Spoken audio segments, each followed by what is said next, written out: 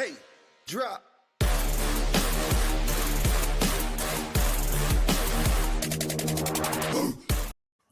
¿Qué es la que hay, corillo? Bienvenido a otro episodio más de tu banquillo favorito. ¿Y quiénes están aquí más que este servidor, John TVPR?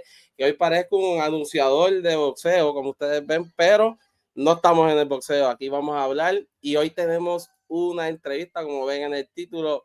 Tenemos a nada más y nada menos que Jacob Wiley con nosotros en la noche de hoy. Vamos a estar hablando de diferentes cosas con él durante la noche. Así que nada, dale like, suscríbete, dale a la campanita para que no te pierdas este episodio y los próximos. Así que mi gente, ¿qué es la que hay? What's up, Jacob? Hello. What's up, fellas, man? Thanks for having me on. Yeah, bro. It's a pleasure to join you guys, man. I'm a big fan of y'all, man. Thank you. We really are a big fan of you since day one, since you stay in Bayamon in 2022. And it's an honor for us for having you. And obviously, it's a great seeing you back here in Ireland, and especially seeing you out there bowling during this week and basically during the last month. Man, well, you know, that means a lot, bro. It's a pleasure to come out to a special island like Puerto Rico and a special league and just with special people, and it's a blessing, man. Yeah, so Jacob, first of all, we're gonna start talking about your life, your first years. You were born in Long Beach, California. So how was those first years of your life? Yeah, you know, like growing up in Long Beach, in a certain way, it actually reminds me a lot about Puerto Rico, you know. And I grew up in a neighborhood similar to Bayamon, like a similar feel. So, you know, like we had project houses, like, you know, we didn't grow up with a lot, you know what I'm saying? Like my middle school was literally connected to the local project house. So we would hang out in the projects, go to school, play basketball. Like we didn't even play like official basketball, you know what I'm saying? We were playing like at the Street park, basketball. on the streets, you know what I'm saying? Like outside, like you see a lot in Puerto Rico. You don't see that in a lot of places because the climate, you know, 365 is hot. So Yeah. So we were playing outside. So, you know, that was kind of my upbringing. It was a different era, you know, as far as connecting like where I grew up to basketball. Like I had to fight my way to play. You know what I'm saying? Like I like, and you got beat up by the OGs if you lost in Long Beach. Wow. It was tough out there. It was tough. Now you don't see kids at the park like that. Like that's how I learned how to play basketball for real. Okay. So a lot of my intensity and my style comes from that. Oh, yeah, so that teaches for later on, basically. Yeah, and you started in basketball early. So at what age did you feel? Yeah, so like when I was growing up, we always played basketball at the park, but we didn't really play organized basketball. So in Long Beach, football is the number one sport. So anybody from Long Beach knows football, like Long Beach Poly, you got Snoop Dogg Football League. Yeah. Harp Warner League. I mean, football is like, so we were playing organized football, but basketball was just something we did in the streets, you know? And so my ninth grade, so I get to ninth grade and I still hadn't played organized basketball, and I didn't play my ninth grade year. That's your freshman year of high school in the States. Yeah. So imagine like now these kids are phenoms from like 7th, 8th grade, bro. Yeah. I didn't even play basketball as a freshman in high school. Even earlier, at 3rd, 4th, 5th grade, they are already playing they're phenoms, very high basketball. Bro, this is pre-Instagram, like YouTube, all that. So, we, you know, if you wanted to hoop, you went to the park, and if you lost, you took a bad shot or something, you had to fight the OG because he wasn't trying to sit. You know what I'm saying? Like that's how it was, bro. Like I was getting beat up for real. So, but I loved the game so much, I kept coming back, and then finally they start respecting you. You young, you know, you 12, 13, 14, playing with grown men. Oh yeah. You know, and so that was my hoop. Like I was locked in. I would ditch school just so I could go play ball. So this is crazy. So one day I'm at the park, bro, and I'm like 14. I was supposed to be playing basketball in high school, but I'm at the park, right? Yeah. I'm at Cherry Park in Long Beach, bro. I go on a fast break and I dunk on this dude like crazy. I'm 14. And he grabbed the ball, kicked the ball, said, "Man, fuck this shit, man." It's like, he's like, "You need to be playing somewhere. What the hell are you doing here at the park?" And he was like the first person that really, and I was like, "What you mean?" Like, he's like, "Man, you should be playing for your team in high school, man. What the hell are you doing here dunking on us for?" Like, yeah, you made a highlight to impress them. yeah, like he was like, "Nah, you're different." Except, no, I didn't know. You know what I'm saying? And my dad was the same way. So my dad was like a local hoop legend, but he never played. He never played like any organized ball or something like that. Nah, but everybody would say, "Yo, when your dad pulled up to the park, he never lost. Ran the park 8 hours a day, type stuff, like putting on dunk clinics and all that." So that was his full-time job, basically. Yeah, so I would, and it's kind of crazy because I was falling in the same path until Mm-hmm. You know, But when that first opportunity come, right after that dunk, so here's what's crazy. So I didn't play my freshman year of high school. I didn't even go to school. So I would ditch school. I failed out of 9th grade, so I wasn't eligible to play. Okay. So in 9th grade, bro, this is a crazy story. Like, this is how delusional and lost I was. My 9th grade science teacher was like, "What the hell are you gonna do with your life? You don't even come to class. You don't go to school." He, you know, and I said, "I'm gonna be a basketball player." He laughed, bro. He was like, "Are you effing kidding me? You're a joke." Like, and I never forgot it, right? And I was like, "Man, I'm gonna show him." You know, I didn't even know how I was gonna do it.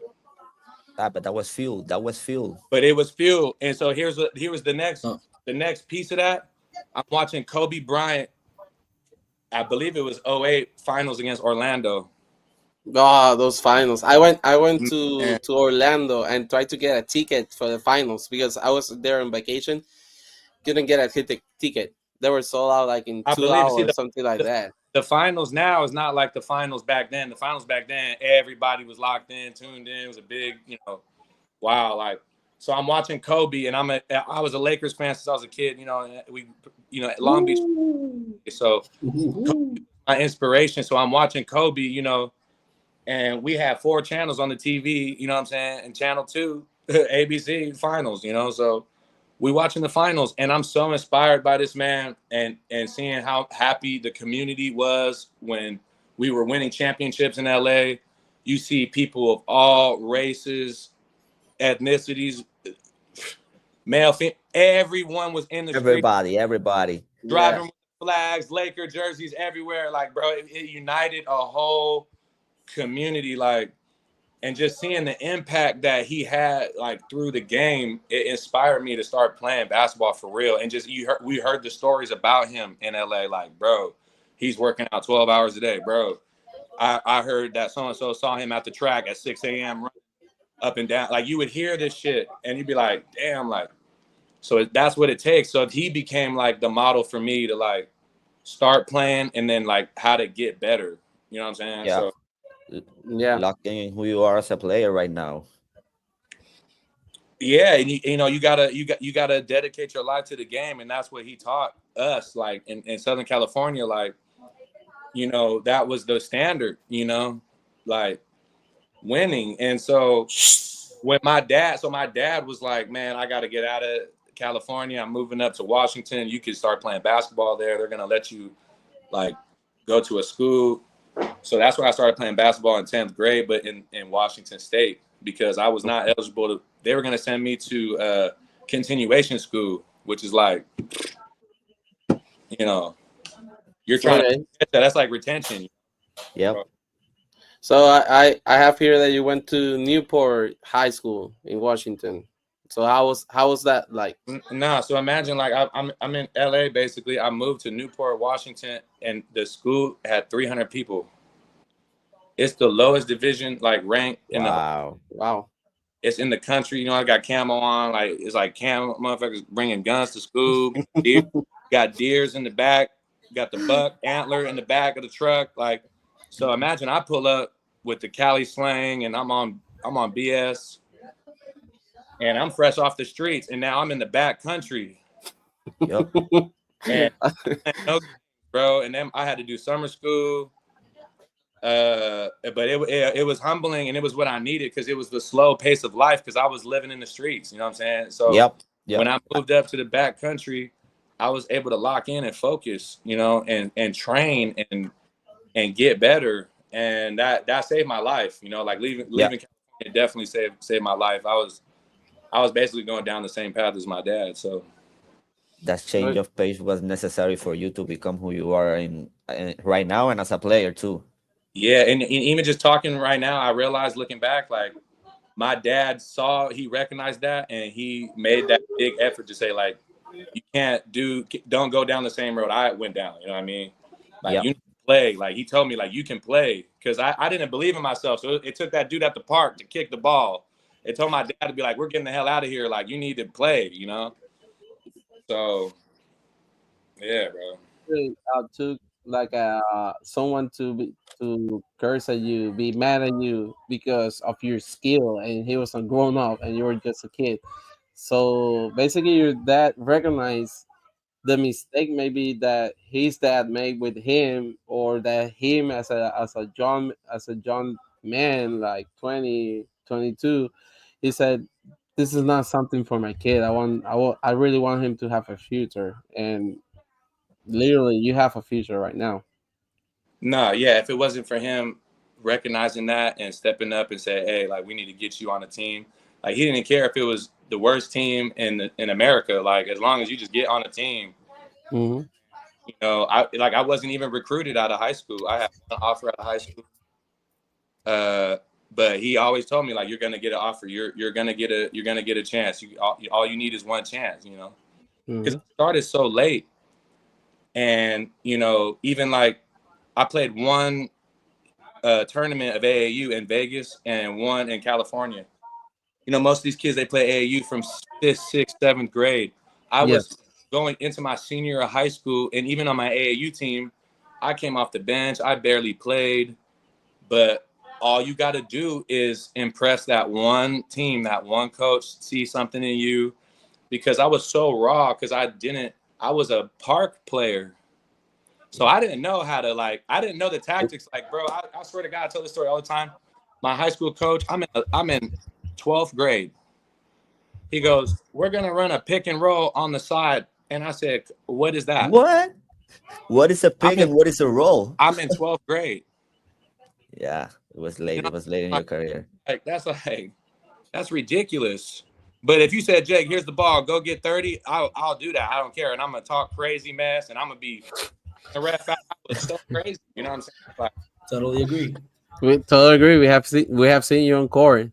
The Yeah. energy that you That's bring. why this guy lives it out so much, man. And that's why I love his energy, man. For real, it's but something listen, else, like, bro. if you even go watch, like, I tell people, they're like, we always like this, and I go, dude, go type in, like, for my young players that I mentor and I train, I just go type my name in and type high school, type NAIA 2014 Lewis Clark State College. Like, when basketball meant nothing, there's no money, no scholarship, you're not even NCAA.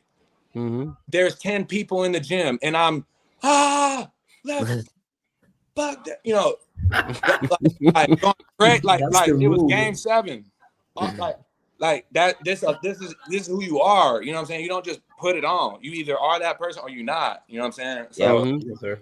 Yes, sir. like, but that's because. So, I'm just trying to help y'all in the audience understand. Like, that's my upbringing is what made me so intense and made me like this. And I'm not like that person all the time. You know, basketball brings that out. You know what I'm saying? Yeah. So basically, you found a way to take out the rage or that you have inside, but Yeah. not on life, like on basketball court. Or when you are between those lines, you take out that rage, you take out that energy. But I mean, we have seen you outside of the court, and you're the most chill person we have met. Yeah. So Yeah. Yeah. I mean, because look, man, like, I have basketball was traumatizing for me growing up. You have to fight for it. You have to fight for it. Like, a lot of these kids, you know, I'm like, a lot of these dudes ain't been punched in the mouth, you know, they've been punched in the face for missing a layup to win the game or something. You turn around, boom, like, that happened to me, you know, like 10, 11, 12 years old, like, starting fights and dudes just testing you and not allowing you to play if you weren't mentally up for it. You know what I'm saying? And you literally don't see that. It was like gladiator school, you know, so you don't see that no more. You don't see, you know, the middle school, high school kids wearing shorts under their pants so they can play at lunch for a quick 30 minutes. You know what I'm saying? Play after, you know, we were walking to school early. We would catch the bus to school early just so we could hoop before school, you know, like Before classes, I used to The do ball that inside too. the backpack. that era is gone. You don't see that motherfucker Yep. wearing shirts. You take one shirt off. Oh, I'm ready to hoop. You know, Yeah. you don't see Yeah, that. you had the shirt. You had the shirt on and the tank top under it. You don't see that no more. That love, that just raw like dedication for it. Like, so you know, yeah. Yeah, now you see lots of kids, but like more organized, like more training with a special trainer like that. Like, but it's basically, but here in Puerto Rico, you see a lot of kids, like high school kids, and kids from middle school too, playing basketball locally with big old girl guys. So Yep. so now that you are telling us this, is really basically the same, like you say, Long Beach and Puerto Rico in the basketball culture, like Similarities. Yep. they're literally similar. Oh, very similar. Yeah, when I came here, I was like, oh, okay. I know. I'm like, I know where I'm at. I know what the vibe is here. I felt it, and you know, a lot of that comes with the climate. You know, you want to be outside. You know, when the lights come on at night, the sun go down, them lights come on, the hoops turn up, it gets crazy. You know, starts. So that's what it was, and you know, I think the way I look at playing ball, especially like at the park or playing pickup, it's like sparring. You know. So if you're a young player coming up, you don't necessarily, you're not going to benefit as much from sparring against someone who's equal or lesser in skill or like ability. But if you sparring against more, forces you to be your best every time, or you're going to get punched, you're going to get knocked out. It forces you to grow and to expand. That's when, you know, you get the quantum, I call it the quantum leap. Like every player, like every pro knows that at some point they had just a major leap in ability. And, you know, it could come like in puberty or like, but I believe it just comes from like once you build up enough hours playing against players that are better than you, all of a sudden you just almost like a video game, you just level up, you know. Yep. Look at yourself like you're a young player. If you look at yourself almost like an avatar, like you're in 2K or something, why the hell are you playing against people that are not good, you know? Yeah. You have to be real with yourself and your ability and say, okay, how and where can I go find players that are better than me, but will still allow me to participate, even if I'm not at their level, because that's important too. So a lot of the pros, I'm like, yo, play with the high school kids, like spar with the college players, like, because it's our duty to like show them this is what it feels like. This is what it is. Like, if you're playing against pros, you can't relax. You got to get stronger. You got to, you know what I'm saying? So, but, you know, if we don't force that as a community, then it's going to be hard for the young players coming up to really experience that quantum leap or to keep growing, because like y'all said, they all have trainers. They're playing against cones. Like you could hit the bag for so long. Oh, I'm hitting the bag. I'm ready. As soon as you get in that ring and if somebody hit back and you get punched, you ain't going to know what to do. Yeah, because that is your reality moment. Yeah, exactly. Like everybody got a plan so they get punched. So, you know, in basketball, it's like that, especially as a young player. Like, you know, when you go into the game as a freshman in college, it's like a punch feeling. At least it was for me. It's like, whoa, this is way different than high school. You turn pro, you're like, whoa, this is way different, you know, than college. So, you know, it's about like exposing yourself to that earlier. That would be like my recommendation. So, Yeah, So it makes sense. That makes sense. I have here that your first college was Montana. How do you get that first offer? yeah, so kind of like that, like expanding on that story I was telling earlier. Sorry, I'll be going on rants. My mind goes. Don't worry. Don't worry. We can talk all the shit that you want. This is Man. El Banquillo Hablador. That's This is it. for talking. So don't worry. I'm with the goats, so it's all good. Oh yeah. But, Appreciate it. so when I moved to this school, I did a tryout for an AAU team, a local team, and I don't know if you guys remember Adam Morrison. He played at Gonzaga. That's what Yes, I remember him. He was a beast in He- college. A Laker legend. That's a Laker legend. yeah. He's in my town I live now in Spokane, Washington. That's where Gonzaga is. It's a big basketball town, huge basketball town. So Yes. his dad saw me at this camp and goes, "Yo, what's your story? Who are you? You should play for us." And I told him I have no money. Like I had no money. And he goes, "We'll pay for your flight. We'll put you in a hotel. Just commit to our team. Like we need you, you know." I'm like, really, you know? And so then I'm going into 12th grade. I don't even know what AAU is. I'm just showing up to these tournaments. Who's all these people, all these schools, you know? And I came off the bench, but I would just come off the bench and bring great energy. And I kept seeing the same coach from University of Montana showing up to every game. And I'm like, he's at every single one of our games. And sure enough, he was the one guy who saw something in me. I had one offer. I had one college offer for basketball out of high school. That was from that coach. So Wow. he saw like basically just the energy I was bringing. You know, it's the same. I'm the same player I am now, you know.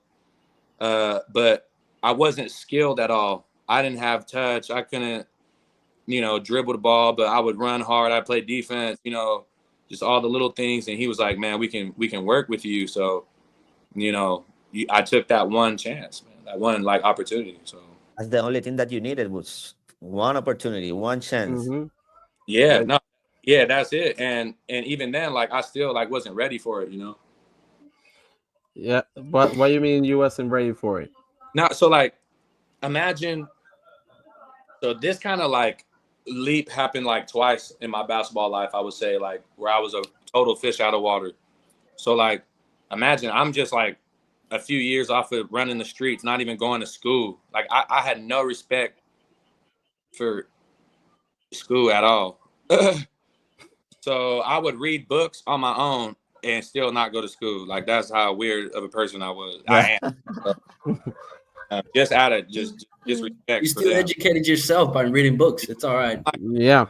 A waste of, I literally was like, this is a waste of my time. Like this is not applying to the real world. Like, you know, I'm not doing it. So Which most of us agree on that. Isn't that being at school It's doesn't no- prepare you for life for real. like, but for me at that age, I was very immature. And so imagine I go from that to a few years later on a college campus. Away from home, new people, new culture. Well, not culture, New but environment. a new environment. Yeah, a new environment is very difficult and different. And my father had just passed away like less than 2 years Man. before. So I had no guidance. I had no, like, I'm on a college campus. I'm like, what is going on? Like, my college coach even said, like, he was like a deer on ice, basically, you know. So I quit basketball because I'm like, man, if this is what it is, I don't want to do this. Like, that's how just out of my, like, I was just, you know, it's hard to explain, like, bro, but when you grow up in a city like Long Beach, you just, you think a little bit differently. You know what I mean? You care a little bit less about things. You know, you move, like, and that's not a good thing. You know, like, I'll be fine. They're like, you want to quit the team? You don't want a scholarship? I'm like, I'll figure it out, bro. You know? It's like, Don't worry about it. Don't like, sweat it. Don't sweat it. yeah, they were in shock. Like, what? Like, so, you know, then I started playing football. So I played football, ran track my second year of college. Okay. That's why. Position. Bro, I was playing wide out. So I joined the team. So I quit basketball. I quit. I told the coach, look, I can't do this anymore. I'm like, so imagine I had one offer out of high school, a full ride to a D1 school, a good school. Everything was going great in my life, and I was completely miserable. Like, I just wanted to do other things. I wanted to I believed in myself so much.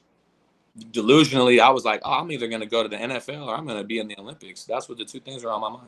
I was like, I'm going to run in the Olympics or I'm going to play in the NFL.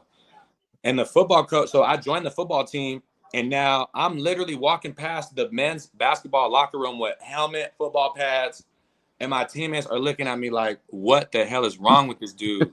Like, is he for real? Everybody's looking like, what, is he for real? And I'm out there and I'm killing it. Because I grew up playing football. They don't know that. Yeah.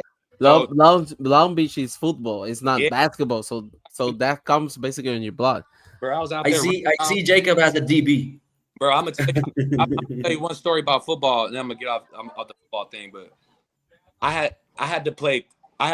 So you have scout team in practice. So Cooper Cup, y'all know Cooper Cup. Yep.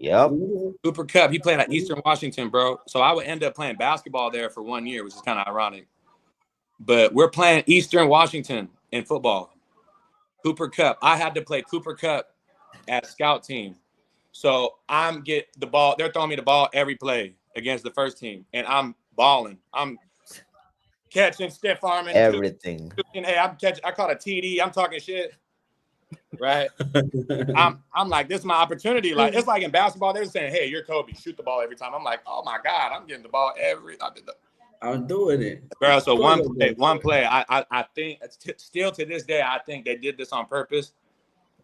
They sent me right over the middle.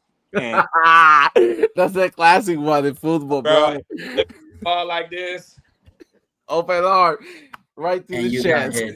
coming this way. And the linebacker, he played in the NFL. His name was Jordan Tripp. He ended up playing. Oh, he hits hard, bro. He hits hard. This is a true story. He probably remembers this. He hit me so hard. I don't remember nothing. I remember looking at the turf. I stood up. And I had the Bambi legs. Like I started. I dropped the ball. Hey, I dropped the ball. Everything. And I said, "Yeah, this is not." Man, that's hilarious. I have heard that story. Let me go back to so hard. That's crazy. Y'all think I'm crazy? Everybody think I'm crazy in basketball. I'm like, and I was crazy as a football player, but something like that, man, you get that type of concussion, that type of hit, it humbles you. I don't care who you are, bro. Dude, that takes you air out, everything. You're really gasping for air on the floor. Literally. Nah. Yeah. So, hey, you think the grass is greener out there? All you basketball players that think you can play in the NFL, believe me. No. So and by the way, Jonah had a concussion though, because bro, he was a goalkeeper on the field. We played soccer, and he had a concussion. Like he got hit with a kick, right? No, with a kick. Oh, so they threw like a through pass, and I went out to grab the ball, and I put my head on the floor, and the guy literally kicked my head. So people don't understand how easy it is if you playing sports without pads to get concussed. It's not hard to get concussed. One hit to the head. So I got a lot of concussions in my life. You know, I've had like probably 10 plus major ones. So I'm glad I got out of the game. I'm glad I didn't pursue the NFL after that. The coach, I had a knee injury playing football, and the coach was like, "Look, I just think," he's like, "your body," he's like, "you're a really good player, but physically, what is the longevity in this?" And I thought about it, and I was like, "You're right. There's no longevity in this for me."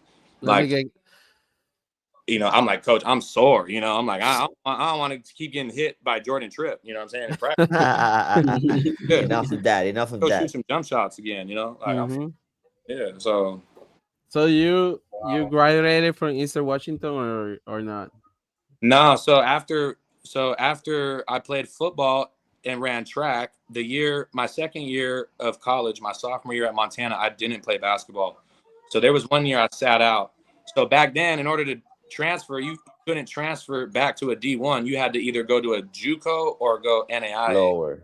Yeah. So let me go NAIA. And that's where I started just working on my game. I played NAIA for 2 years and played really well. That's in Lewis Clark, right? Lewis Clark University, right? I graduated from Lewis Clark State College. Shout out to my coach, Austin Johnson. And he believed in me, and we worked out every day. And that's where I kind of started developing like some skill as a player, and learning the game. And so after I graduated from there, I was finally ready to play like Division I basketball for real. Like that's when you really started to take it seriously, right? Mature wise, yeah. Child. So I had my first child playing NAIA at Lewis Clark State. Oh, you were how old? 22? You were 20, right? 21, maybe. I was 21, bro. I just posted this the other day or recently. I was 21 years old. I was working at a gas station. I was working at a gym just so I could work out on my game. And this is playing NAIA, bro. So, like, I had gave up a scholarship. I gave up the one opportunity I had. I threw it away, D1. And everybody called me an F up, basically. Like, and so, but my work ethic was always 100. My decision making was not always 100, but my work ethic was always there, and I was always like tough. So, yeah, bro. I'd wake up at 4 a.m. My shift at the gym was from 5 to 1. I worked in the deli of a gym on a native reservation. So 5 to 1 was my shift, and it was free food because I was cooking, so I could eat for free. Because you broke. There was no NIL back then, bro. No. Ain't no money, bro. We broke. So, and I got a kid, so I'm eating at work, and then because it was at a gym, I could train. So after my shift, from 1 to 4, I would train, and then most days I would have to clock in at 5 at the gas station and work 5 to 10 and rinse and repeat every day for the summer. Yeah, and basically on the mental part helps you because helps you concentrate and you had a focus like, okay, I have a kid now, so he has to eat, so I have to work, but I don't want to let basketball on the outside. I want to play Yeah, basketball. Sacrifices that you had to make it. I Like- think you really motivated. You got an extra motivation by having a kid and knowing all the sacrifices that you had to make at the moment. I think for you that was a plus fire in you that went straight away that I have to do this, not Yeah, just bro. for me, but for my future family and everything. So yeah. Yeah, you're totally right, bro. Because nobody's coming to save you. That's the that reality for me. Nobody's gonna feed your kid. Nobody's gonna buy you diapers. Nobody, And like I said, like back then, bro, there was no money in college basketball. So even if I wanted to, like, they couldn't do that. They wouldn't do that. So, I was doing my own schoolwork. Like, I was working jobs I was trying to do it the right way. It was really hard, but it teaches you the value and the privilege of like doing this, playing professionally. Like, bro, this is like, a lot of these guys, they've never worked an actual job, and that's not their fault. They just been raised in this life, basketball, from a young age. I was not that. So I know what it's like to get yelled at your boss for, the dishes having spots on them, or someone complaining about something you made, or, I know what it's like to get treated like shit because of the price of gas. And because you're some young dumb kid, and they're just in a bad mood that day, and you can't do nothing. You gotta eat that. You gotta say yes. The customer's always right. A lot of these guys don't know what that is. So, when they say, "Man, why are you working so hard? Why are you like always like here early or staying after?" and so just happy to be here. I'm like, bro, I know what it's like to have to work your ass off for nothing. Those are the sacrifices, man. Yeah. Those are. That was the best thing for me because I'll never forget that. So a lot of these guys, I feel bad because they've never really experienced that. So there's no contrast. They just think this life is normal. And to me, in my experience, those are the guys that struggle the most when it's all over, when their career is over, because their whole identity, their whole ego is wrapped up in I am a basketball player from a young age. You know what I'm saying? And me, I was not like that. So, and I'm still not like that. That's why you hustle your way up. And that's why you sometimes see Served. retired basketball players at 40, 50 years old going broke, like literally no money because they don't Know how educate to do- themselves.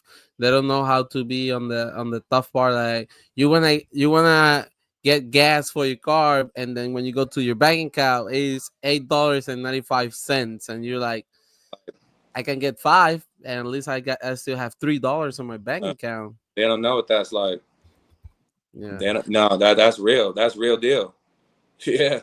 Yeah. When that car said decline. Reality check.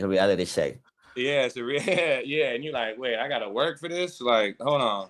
So the value of $1, things like that, the value of your time, you know, is something that I think a lot of people in my profession, they don't really understand, and it's not their fault. Mhm. And, you know, I'm not saying I'm better than them or anything like that. It's just an observation I've seen, you know, that it's just sad to me. And it's in this new generation coming up it's even worse, Yeah, you it's know, worse. just raised on social media and not really in the real world. And then, yeah, they never experience like real hardship because A basketball hardship.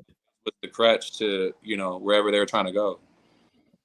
Yeah. So basically, I believe that your last year was Eastern Washington College, and then you tried to go to the draft to the NBA. Yeah, well, I think rewinding, like, you know, even like how I got to Eastern, like I didn't even want to go there in the first place. I didn't think I was good enough. And my wife now, you know, we were dating at the time. We went to a game at Eastern, you know, and I said, I'm not good enough. And she said, are you serious? Like, you belong out there. And, you know, fast forward a year, I became MVP of the league, you know, broke all these records, Big Sky, you know, scoring Of and Player of the year, first team of the year, first team. everything, you know, Big Sky, MVP, you know. Mhm. MVP. So think about that, like to go from watching them play the year before saying I'm not good enough. So that's how low of a self-image I had. See, that's important. My self-image was low because I didn't do shit my whole life. I wasn't being told, you know, like a lot of these guys, their whole life they're being told you're the greatest, you're amazing, you can do it, you're going to be in the NBA one day. Oh, we got to work on your jump shot because one day you're going to be playing at Duke, or you know what I mean. Told me, man, get the F off the court. You like, You're gonna They get the literally kick you out of the court. yeah, like I was getting swung on there. I'm like, damn, like, you know, and looking at your career highlights on the university level, you're front newcomer of the year. So you still during those years that you said that you don't belong here, you still were winning things for you as no, a yeah. person. But in my mind, I was like, okay, here's NAIA and then Division One. You know, I'm like, this is a different game, and I wasn't sure if I was ready for that jump. You know, and this is as a senior, and like I graduated from Lewis and Clark State. Like I graduated in order to transfer, so I was a grad transfer. You know, there was no transfer portal. You had to No. graduate, bro. Imagine, like, the only reason I got a college degree was so I could play D1. Play so you can hoop. Yeah, so you go hoop. Do that schoolwork? Hell no. So then at Eastern, it just turned into like basically it was a quantum leap. Kind of I was talking about like years of training, and all of a sudden, you know, when you have the opportunity, the right situation, the right team, coach, you know, etc., you're able to really kind of showcase what you can do, and that's where I just blew up. And so I had a huge year at Eastern. And still, I'm not thinking I'm going to be a professional basketball player. I never even crossed my mind. Like, I never thought this was even possible. So, but then there's this tournament called Portsmouth, and it's like a senior tournament. All the college seniors go, and, you know, every NBA scout overseas, everybody's in one gym. And so I knew this was my one opportunity, right? So like, you know, all the guys from Duke, North Carolina, like all the major schools, all the best seniors are all there. And I had got invited on, I was basically like the last invite because I had such a Wow. season. I had made enough noise. I had made enough noise to get invited to this tournament. To be seen. Yeah, because there was one, I was NCAA player of the week. I averaged 42 points and like 15 rebounds or something crazy like that. Like, Wow. Abusive.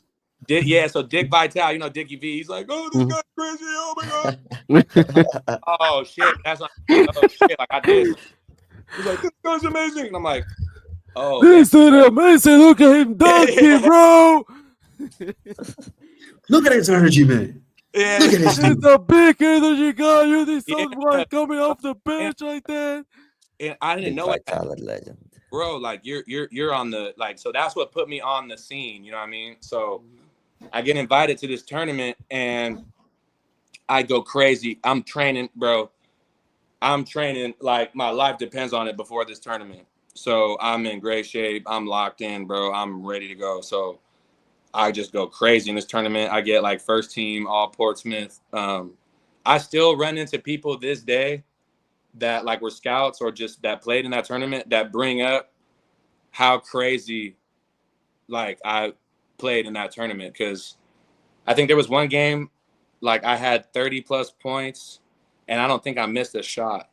Like I was so locked in that like I literally was playing like my life depended on it. And I tell people that a lot. Like I don't think a lot of people will ever experience like sitting in the locker room and going, wow, if I don't play well here, like I might just have to go get another job. Like basketball is not going to be for me. Like, or I could go out here and prove to myself and to everyone in this gym, like I belong. You know what I mean? You got to make that choice.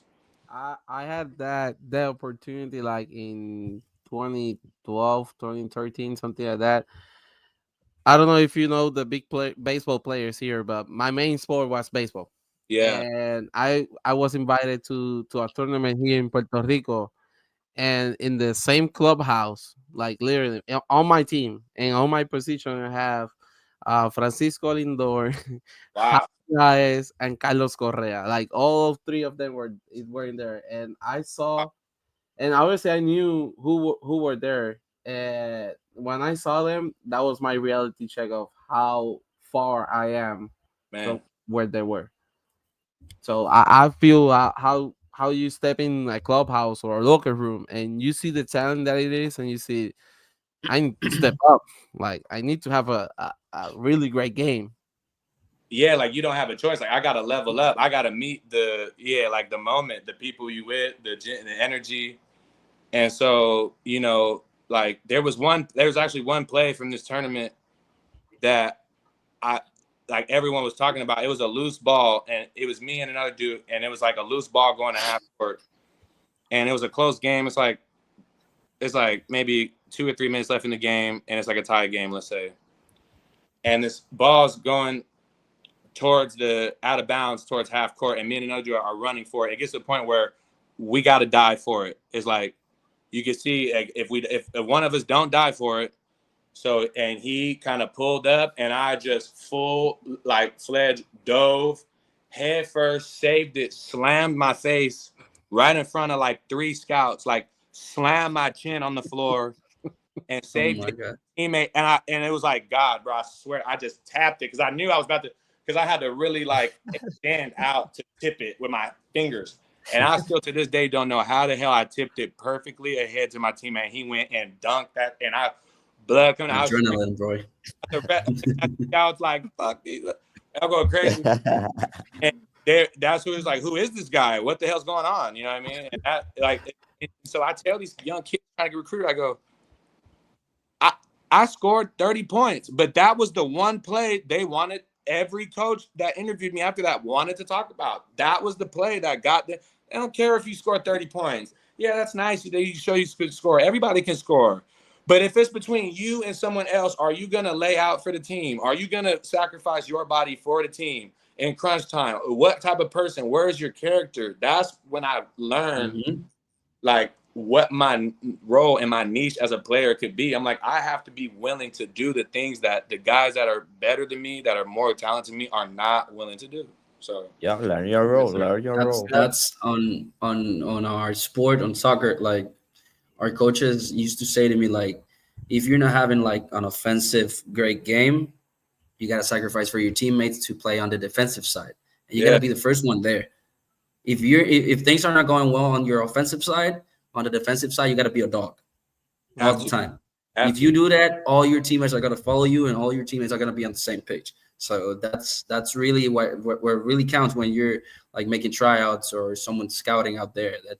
It's tough. And then where you're talking about like that one play is like what made them notice what you have. So that's pretty awesome for real. Yeah.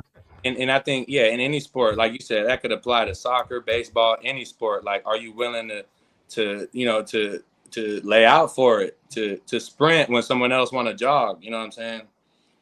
Yeah, are you able to sacrifice for the guy that is next to you? Yeah. Yeah. Because even on your team, you have competition. Even on your team, you still have competition. There can be this guy that plays your same position. He might be hungry too. Yeah. You don't know. Yeah. Yeah. And in basketball, you And really, that's how it works. yeah, you really see that play out in basketball because, you know, hey, I might be a decent shooter, but if you're a better shooter than me, I'm gonna, hey, if it's a good shot for me, if it's a great shot for you, and I don't pass the ball, that makes me selfish. So, Yep. and then now you're like, oh, he doesn't like me, or he's playing against me. Now you're playing against your own teammates, you're playing against the other team, you're playing against the refs. You know what I mean? Like, yeah, Yes, sir. you can't fall And into it that. happens all the time. So And it happens most of the time, man. So tell us about 2017. I believe you went to the draft but you didn't get drafted. Show him the shirt. Show him the shirt, Eric. Show him the shirt. You Oh, got He it went right behind undrafted, but he made it. you. That's what I'm talking about, man. That's fire. Yeah, I mean, no. So after Portsmouth, I had worked out for 23 NBA teams. Wow.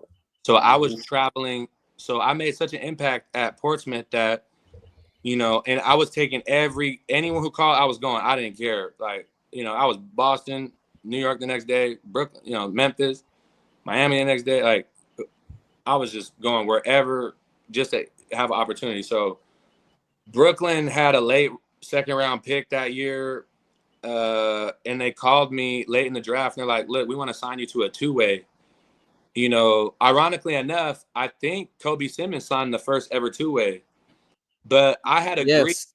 I had agreed to the two-way, like, I would say halfway through the early second round of the draft. So they were like, yo, do you want to get drafted or do you want to sign a two-way? I'm like, I would rather sign a two-way. So we wait. What's the difference between getting drafted and signing a two-way? You know, basically at the time, and this is the thing. That year was the first ever year of the two-way contract. Okay. Yep. Right. So, 16, 17, right? Yeah, it was not really understood at the time. Like, it was just like, oh, they're adding 2 roster spots. You're basically, the way they explained to me, like, you're half an NBA player. You're going to be half a G League player, and then you can play some. Yeah, 50-50. Yeah, you're going up and down. You're going to be up and down everywhere they go. Yeah, and if they drafted me, they said, we're going to stash you in Europe. And I was like, well, I'd rather just take a two-way and stay here and go to training camp. So I go to training camp, but I had a lot of, like, problems with, like, injuries, and I wasn't healthy. And so I was surprised. Like, they called me up. I played in a few NBA games. How's the experience, man? Man, it was crazy. Like, yeah, it's a fast life, you know. So living in Brooklyn is crazy too. And you're in the heart of New York, bro. Like, it's 24/7. Like, the NBA lifestyle is crazy. So I went on a West Coast road trip with the team, and man, I got to play, you know, against the Lakers. Like, we played in Denver. Joker fouled me for my first ever, like, points in the NBA. Wow. How does it feel? That's an honor. That's an How does it honor. feel? That's an honor. It's crazy because I cut to the basket, and they passed me the ball, and he's so big, you know what I'm saying? So he's under the basket, and I just kind of jumped into him and screamed. I was like, ah! And they called the foul, and I was like, looking around, I was like, was that a whistle? Like, did he call a foul? Did I got it? Bro, I'm like, oh shit, I got free throws, bro. The first free throw, I was shaking. Imagine how far I came in my life. I was on the street.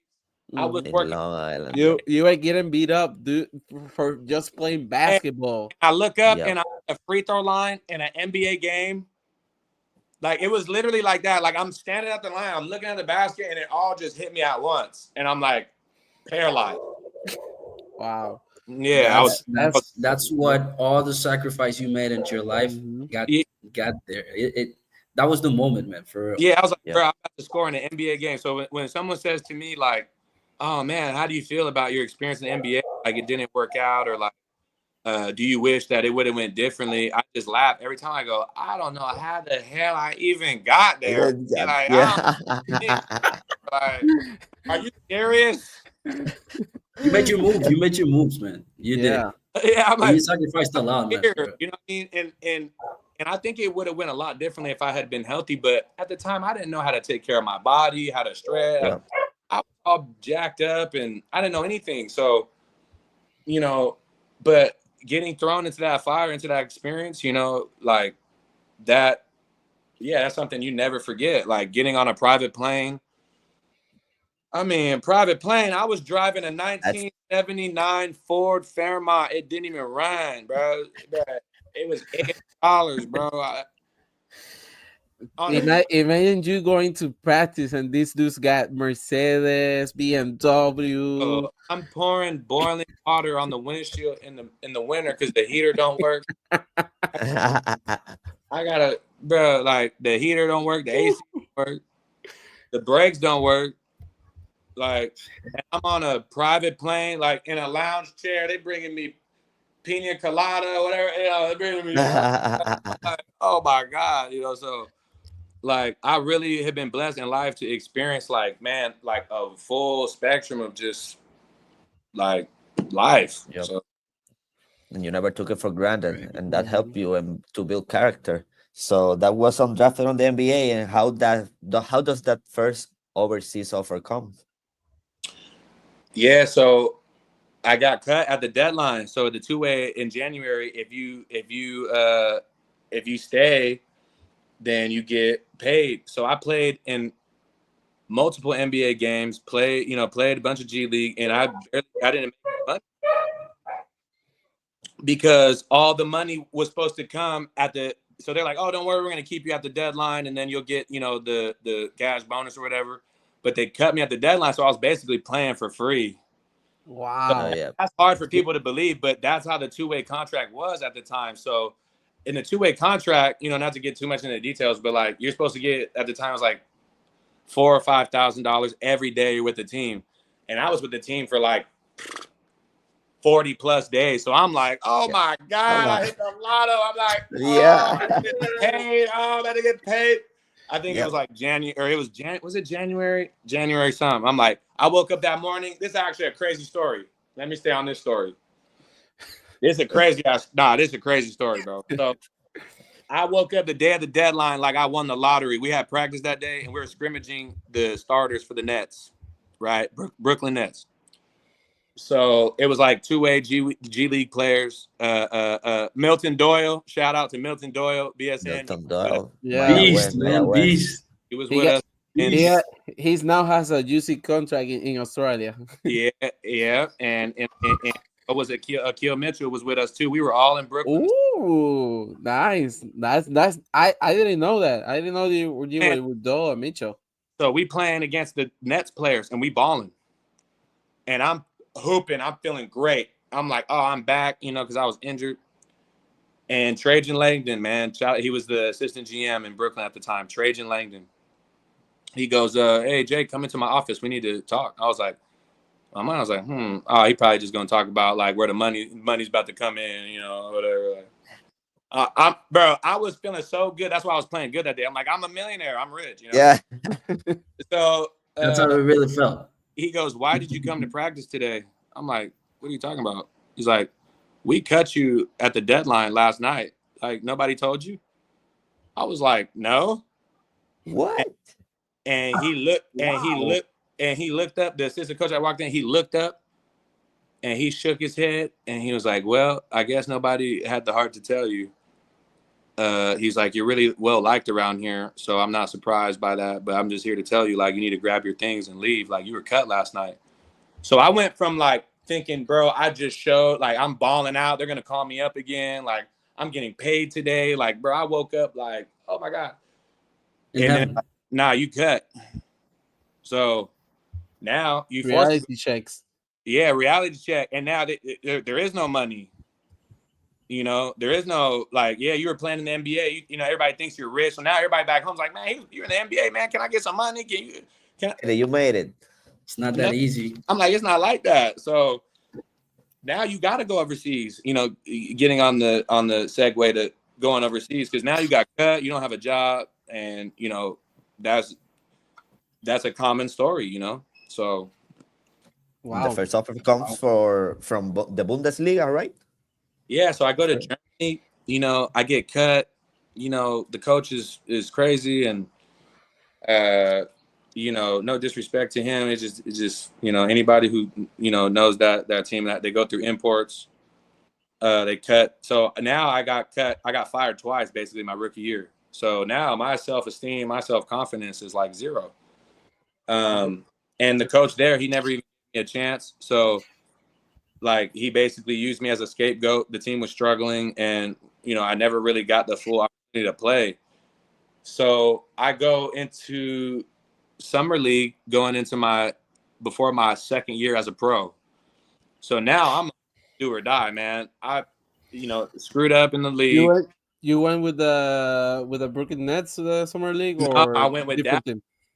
With Dallas. So I was telling this story to the guys in the Carolina locker room the other day. I was there Luka Doncic's first day in Dallas, and they had drafted Brunson. So you got two future stars. So I was there, and we had a scrimmage, and man, it was just crazy. Like all the Dallas was there, all the legends, Dirk, you know, Mark Cuban, like everybody in the house. Luka was coming out of Real Madrid. Yeah, and see, this is the story I was telling, because at the time it was controversial because they had traded the pick for Trae Young. Yep. Right. Luka was fifth. So everyone's asking me like, "Oh, how's Luka, bro? They stupid. Why didn't they take Trae Young, bro? They stupid. They stupid. They stupid." I said, "Bro, this fool practiced one time. He had 50 points in the scrimmage. I never seen nothing like that in my life. They told him, you don't even need to play summer league. You're too good for this." Dude, at 16 he was crazy. At 16, he was already a pro. He was at 16. He was already balling. Madrid with 15, right? 16. Yeah, with 15. Yep. That dude was crazy. Can you believe that? So, like, I'm like, what the hell? Even just walking in, someone like Dirk, I'm like, is that Dirk? I'm like, is that Mark Cuban? Like, I'm still like, you know what I'm saying? And like, starstruck. Yeah. The I think JJ Barea still's on the Maps team. He was still there, I guess. Right? Yeah, Maps team at that time. Yeah, JJ was around. All the legends were in there because everyone wanted to see this new like phenom. And this new European kid. I was so amazed with how good he was. Like, it was another one of those reality checks. Like, what the hell? Like, you know, like he didn't warm up. He didn't, you know, we're all shooting, warming up, all serious. He's laughing, joking. Bro. Okay, check ball, 50 ball. Easy as it goes. He's like that every time, right? Bro, it was unbelievable. And you know, it was so like, you know, looking back now that they've traded him and stuff, it's just like, man, like I tell people, I'm in shock that happened, because you think about like that level of excitement day one, and then for it to end up like that, in my mind, it's just crazy, you know. But that gives you another reality check of how business it is. Like, you can be the best player on the team, and one day the team will say, "Thank you for everything. On to your next role." Yeah, no, you have to prove yourself every day in this business. You know, you're only as good as your last game, or your last season, or you know, and it's tough. It's a privilege to do this for a living, and if you don't take it serious, you know, you're gonna get phased out. So after summer league, you went to the other side of the world. Yeah, so in summer league, I was recruited by Adelaide 36ers from Australia. 36. The coach was right, and that was like my only like serious offer, you know. And he believed in me. He saw something in me, you know, in summer league, and playing for him, I just blossomed there. So, and I was desperate because I got basically cut twice my rookie year. So I was desperate for some sort of success. So I was working really hard. I was really determined, and I was just like going all out for it. Like, look, okay, if it doesn't work out, maybe I'll, you know, because my self-esteem was low,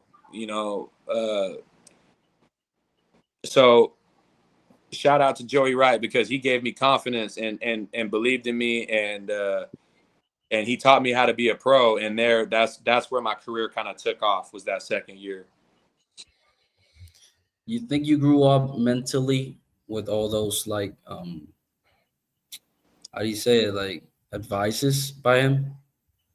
Yeah, like he, some coaches, it's just like in life, like some people connect better than other people. So like just him and I as people, like he understood me, like he got me, you know what I'm saying? A lot of coaches sometimes don't understand me as a person, but he got me right away. And so he knew like certain signs and just certain things.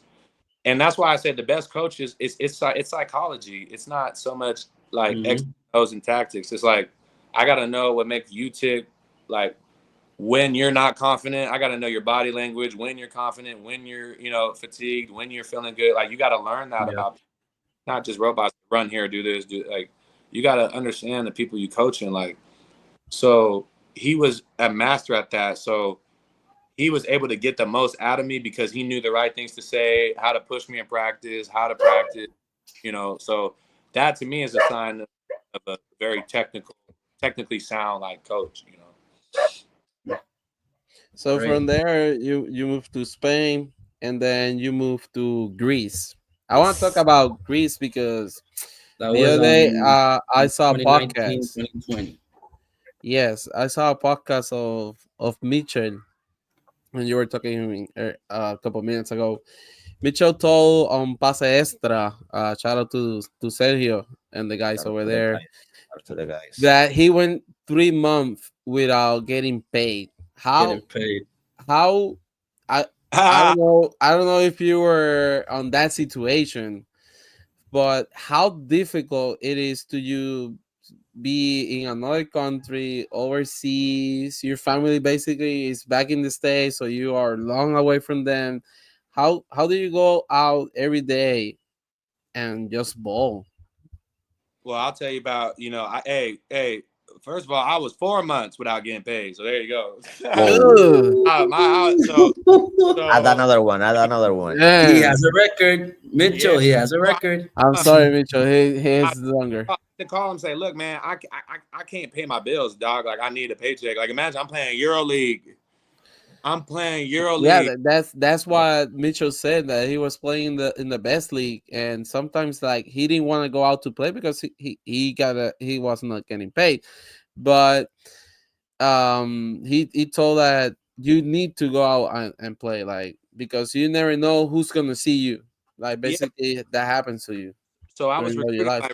I was recruited by Rick Pitino in Panathinaikos. Rick Pitino was the coach, and we had a crazy team, and that was a crazy experience. But I was still a young pro, so I got cut. Didn't really make as a rookie, and then my second year in Australia, didn't. It was a low contract. But now finally, like I played myself into a decent contract in Greece in Panathinaikos, but you don't get paid for the first 4 months. That is something that is on the contract. So in the contract, they're supposed to pay, like it goes month after month. Let's say the contract's supposed to start in September. Like we don't even get our first paycheck till January, February that year. Yeah, it was January, February. Yeah. Wow. Shit. So how? And you're playing, you're traveling, you're working, and I'm for free. You're working for free for them. working for free. Yeah, I had to finally like put my foot down on it and say, bro, I cannot pay my bills right now. Yeah, I need that money. Yeah. I need that money, man. You just a human being like everybody else. You just living your dream. You're playing basketball. In countries like that, sometimes it's just supposed to be like understood, but it's really hard. It's hard on your mind. It's hard on your emotions because you're like, man, they don't respect me, but you play because of the opportunity, and especially as young players, teams like that, they know that you're a young player and that you ain't going nowhere. You need to be there, like so. Like they basically prison you to be there. Yeah, so nothing against them. Like I had a great experience there, but it's just like that in Greece, Turkey, some of these countries. Like sometimes they might pay you late or not at all. So So I want to talk to you about something that I like. Dude, I love those Euro fans. Yeah. Like they're so different, like they're so in the game. Like I watch EuroLeague because I love the gameplay of the EuroLeague. But They dude, cheer the whole the game the with fans, songs like and La they're similar. Bengala and all that stuff. Mhm. They're similar to us. It's just that we are different in the same, but that like the euphoria is the same, and that's why I love seeing basketball from there. Yeah, I mean, yeah, that's why I love Puerto Rico too. The fans, it's just, you know, but here's the difference. In Europe, these arenas are 20,000. Like in Panathinaikos, we were 20,000 people all screaming in unison, singing songs in unison, All nights, man. clapping in unison nonstop all night, lighting flares, blowing shit up. Panathinaikos is one of the biggest teams in Mhm. EuroLeague. There Yeah, is they won like 2 years ago, I think. yeah, I've had some crazy experiences playing in Partizan, playing in Maccabi Tel Aviv, playing games in Israel. man, you go to Red Star. Are you kidding me? Like, it's like Dude, every time that someone mentioned Red Star,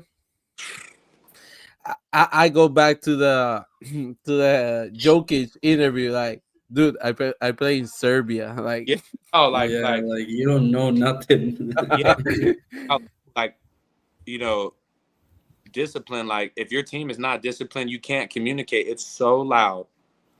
Like, I can't hear the coach. I can't hear like the teammates talking to me. It's so intense. It's a different level of intensity, of flow state. It's hard to explain. It's kind of out of body sometimes. Like, you know, when we played Olympiacos, the intensity in those games, like you just your whole The body, rivalry. or you I, just That's the rivalry. you just vibrate. mhm.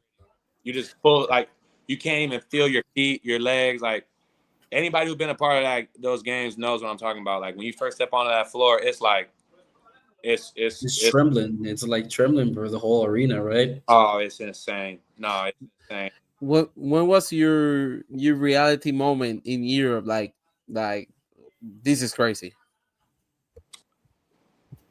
Oh my God. I mean, probably even my first game. You know, we playing Red Star at home. I had never been a part of a EuroLeague game before, so any EuroLeague game in Pana is going to be intense. You know, that's like, Mhm. AC. yeah, AC. I saw a video like it was from this season. It was like 2 hours before the game, and the whole stadium was already full. yeah, like that stadium, Owaka, you know, and they just refinished it. It looks amazing now, Hmm. but you know, yeah, it was like the Lions Den in there. Like, it was, How hard is to get a ticket to get to those games? it's tough. And here's the difference. Like, so for example, when I played in Bayamon, I always thought it was hilarious because we, like, the year we won the championship, we had more fans in the road games than their fans. We always in the road. We Look at always here. manage to Look go at in the here, boy. road. Look at Yes. here. Look what I Come on. got. Like, and no matter what happened, you know, with Carolina and Bayamon, like, I'm talking about when I was with Bayamon, I I took was, it out of the closet, boy. I know that's fire. I'm talking about we would travel to, you know, Ponce, to San Germán. We have more fans than the Dude, Quebradillas. you dude, don't see that in you Europe. don't know the hype that the fans of Vaqueros de Bayamon had 2021, And 2022, and 2023. We were crazy, bro. no, Like bro, bro, like we gonna get to that, bro. we're But gonna Yeah. get there. they don't even allow that in Europe. They don't Europe. allow the away fans into the arena. Hmm. Oh So man. so when I came to Puerto Rico and I seen the Bayamon fans, that's when I knew the Bayamon fans were different. I'm like, nah, I've never seen nothing like this. Like, you know, and In that's Guaynabo, we still own that arena. like, and that's the thing is, not that I felt like this year, like, I just felt like those years you just mentioned, I swear every game was sold out, bro. Every Yeah. Yeah, every game, bro. Every You know something, bro? The year, When Bayamon announced to you the first time you signed here, I called Jonah, dude, we're gonna fucking win this year. How do you know? How do you know? We just signed Jacob Wiley. How do you know about this player, man? Trust me, I know. dude, I I know. went, We're gonna fucking win this year, and when and that's what he totally hang up, happened. Julian hang up, and I literally went to YouTube and I saw your highlights, and I was like, and I He called called me him right back. back. I was like, He saw 5 minutes I of your was like, highlights, and he called bro, me right back. What the bro, fuck is this? Who we we just got this. signed? Like, we got this, bro. Like, him and Cuba with Angelito, we got this. This is us. Like, this is our year. This is a perfect segue, like, because, you know, I'm kind of going through like my pro career, you know, because I bounced around everywhere, Spain, Europe, you know, I go through Europe for some years, but then I get a call. So this is a good segue into this. I get a call. I'm playing in Montenegro. They say, hey, bro, there's a team in Puerto Rico that is interested in you. And I go, How do you get that call, man? How did it work out? How did it go? my agent had a lot of connections on the island, a lot of contacts. All right. And so, you know, they wanted a specific type of player, and by Amon, they were getting ready for the playoffs, is what I was told. Because I was playing in Spain and I wanted to be home. I was like thinking it's off season, so I didn't want to do it at first. But then when they mentioned, so this is a true story, bro. You were in Real Betis, right? I don't know. Yeah, I was playing in Real Betis. Yeah, you were in Betis before joining Bayamon. In Betis, and you know, I was just chilling at home, and they called me and they said, "Yo, their goal is to win the championship." They said the owner is this guy Yadi Molina. I said, "Who is that, bro?" It will be Hall of Famer.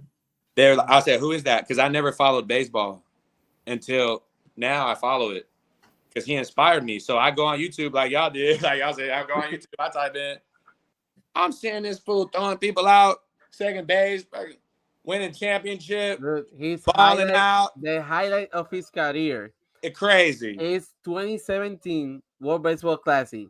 He throws With Javi Baez. he throws to second base to Javi. Javi touched the players without looking. You have to see the highlights. And the camera just turned to him and he says, "Yo soy el caballo, puñeta." Dude, that's his highlight of the career, dude. Like, he was that good at that age. Imagine when he was 20, Jacob 21, went like 22. Jacob went like, this is the owner of the team. This is my boss now. I'm No, going crazy. I said, this guy, I said, he's a champion. Yep. That I want to play for a champion. You know what I'm saying? Like that inspired me. You know, not that every owner of a team is a champion or something, but it's like that was the reason. Like I said, man, I just respect this person. And that was the only offer you had from here in Puerto Rico? Yeah, that was the only offer. I didn't know much about the league. I didn't know anything. I just got a call saying, hey, man, like this team thinks that you're the right piece for them to win the championship. And the owner is, you know, is this number 16.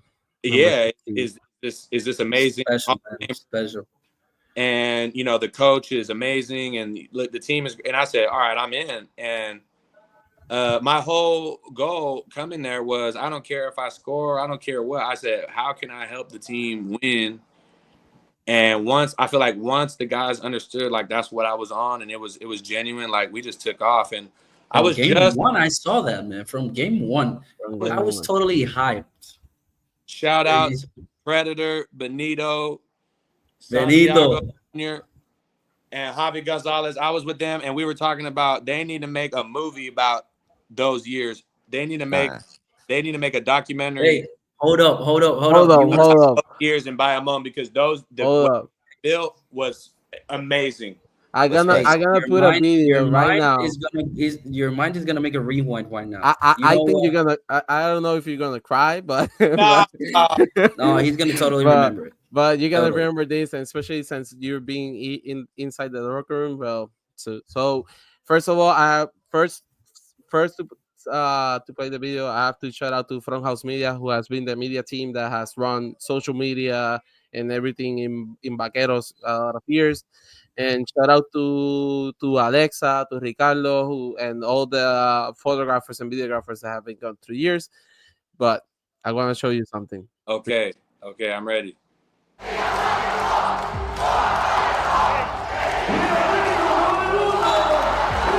We are in a mission, and the mission has to be completed. We are here in this game for us. We got experience, we got a championship with us. We play games like this a lot, and we know what we're gonna do tonight, guys. This game is gonna be different because we learn our mistakes. All right?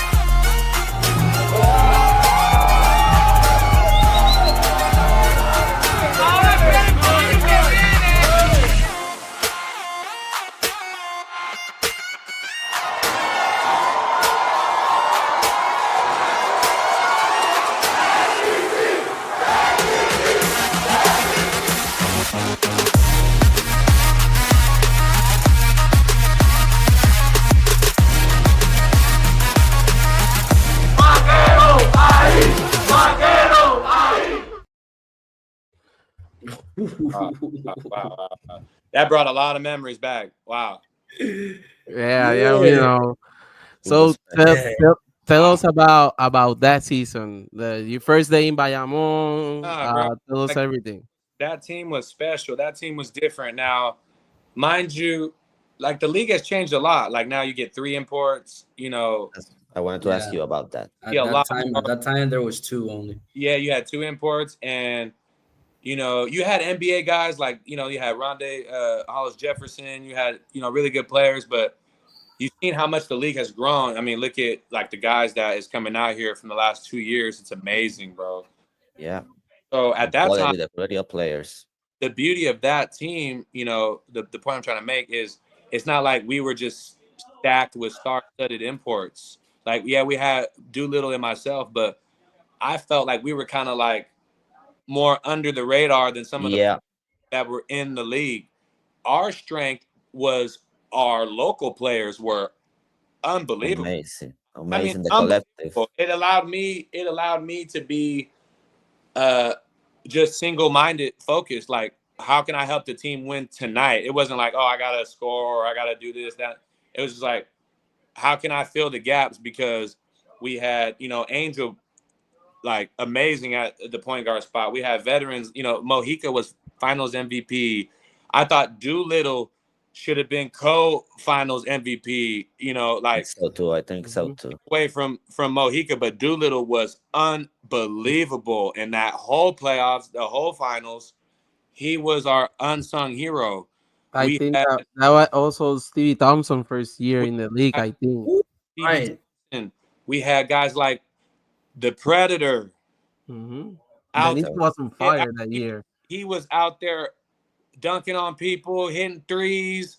The crowd engagement that guy had, it was amazing. And you had Ismael Romero as the other big 6th man of the year for 30 years in a row. And, like the guy's amazing. Like he's amazing. He's a beast. So, not to we had guys like Javi Gonzalez as our backup point guard. People don't remember. The next year he led the league in assists. Mm-hmm. He was our backup point guard. Yeah, I remember that. So you have a guy who's capable of leading the league in assists, and he's putting his ego aside. I'm putting my ego aside.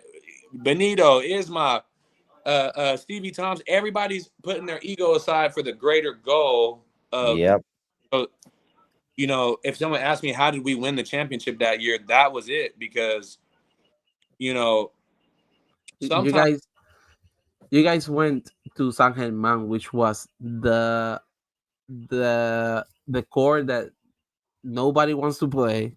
That was really tough to win over there, and you guys went and won the championship game basically. Like Yeah. you guys went on the game 6 and said we're not going back home. Nah, We're you going back home with the trophy. they were calling them aquaticos because they had to cancel the game. It was the court. The court was. Yeah, They was calling. Oh, it that was was it the was that was the it was game That more of three. a pool. the, That was the the, game I- three, that was game right? 2, I think. Game No, two, game game 4. two. It was game 4, I think. Game 4. It was Yeah, Yeah, I game it's guess. 4. game 4. Yeah, Right, It right, was right, game right. 4. It was game 4, and then we drive all the way out there. Then we had to go all the way back and And then drive the next day over there. yeah, drama. I mean, bro, it's so funny. Like the BSN is amazing. Like all the drama storyline. Like remember, It should have. It has to be on fucking Netflix. I'm Yeah. sorry for the word, but our league has to be on Netflix or Prime TV or something like. And dude, and we're talking about the drama and everything, but look at the growth of Formula One. I think since being on Netflix, like people don't watch Formula One, are watching Formula One because of Netflix. Yeah. Nah, and like that team, like I believe that team has the best record in BSN playoff history, or one of the best.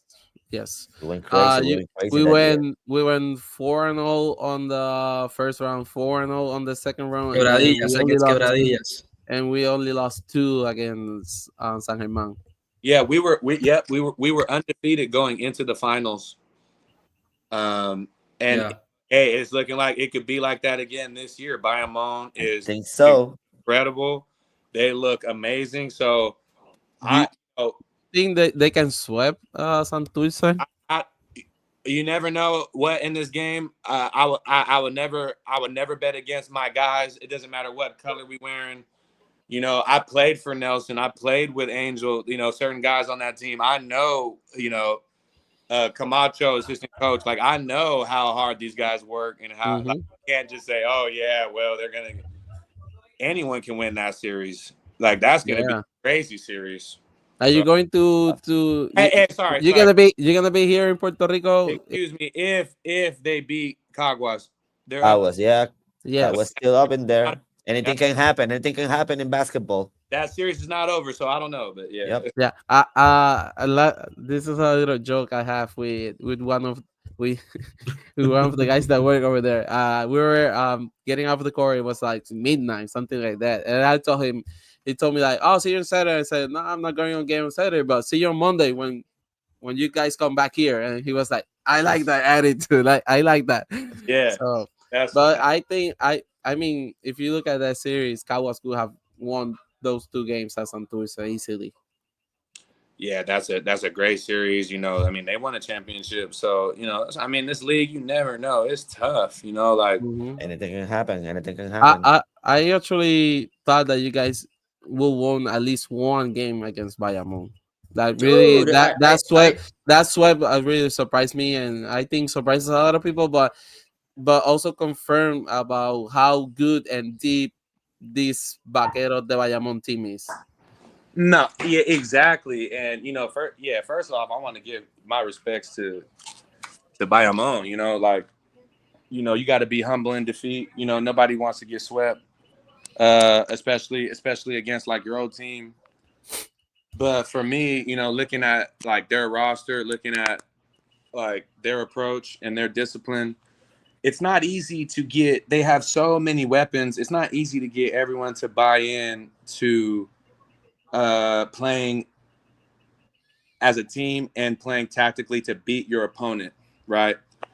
Because everyone's like, well, hey, I can get the job done. You know what I'm saying? I mean, they got guys like Gary, Gallo, JaVale, Duarte. Like, you never know who can get it going and who, you know. Even Mojica out of the benches. Steph is coming out of the bench. You know, and you got guys like I was in that series. I was really impressed with Palermo. You know, underrated. Underrated. I thought he was the X factor.